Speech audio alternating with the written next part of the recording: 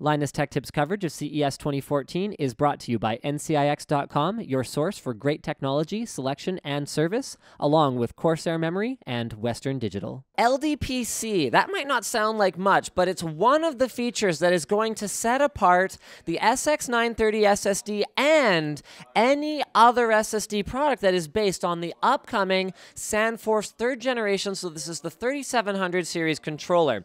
So what LDPC refers to is an enhanced error correction algorithm that goes along with the enhanced encryption as well as enhanced performance and enhanced features. Basically, it's better in every possible way. They have a working sample here in the suite, but other than that, we don't know too much about it. They are quoting that it's capable of up to 1800 megabytes per second of sustained performance with incompressible data, something we're not really used to seeing with a SandForce controller, and we also know that it natively supports both SATA 3 interfaces as well as PCI Express interfaces, giving you the flexibility to deploy it as a PCIe add-in card or even in an M2 or NGFF type of form factor, which can go directly on a motherboard or in a small form factor notebook. Now, this one right here is a 2 terabyte model, so we could also be looking at some increased capacity availability as well. But what we also know for certain is they're not showing any performance numbers yet,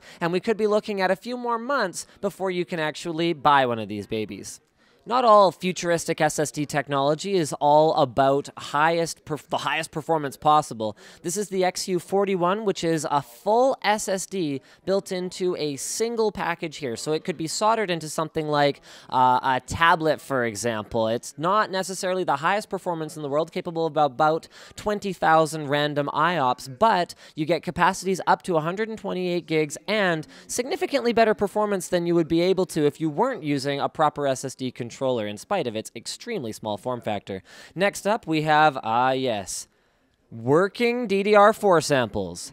No motherboard to put them in. So, yeah, but there they are. We have both an 8 gig and a 16 gig module to show you guys. This one right here has 288 pins. It runs at DDR4 2133, which isn't that impressive for now. We're expecting to see better by the time it actually launches, and that's at CL15. So the timings are quite loose, but there you have it, guys. It is working, apparently, but of course we can't show it working because motherboards. I've been saying for quite some time that one of the ways that I personally shop for PC components, as long as I'm buying from a trusted brand that has good warranty support and all that stuff, is color. So ADATA has attached to that idea pretty strongly here, and they have updated the XPG V2 memory module kit lineup to now contain many different colors, including some ones that I'm particularly excited about, such as their matte black and matte white spreaders, but they also have some pretty outlandish stuff as well, so you can match up to your build pretty much no matter what your build happens to look like. So we've got a pretty sweet purple anodized in-wind system, and this is actually the one that is running the live demo of the SX930 SSD featuring that SandForce 3700 series controller I talked about before. Guys, don't miss any of our coverage here at CES 2014. Remember, our trip to the show is powered by NCIX.com, your source for great technology, selection, and service, as well as Corsair Memory and Western Digital. Huge thanks to those guys, because without them, we wouldn't be able to be here.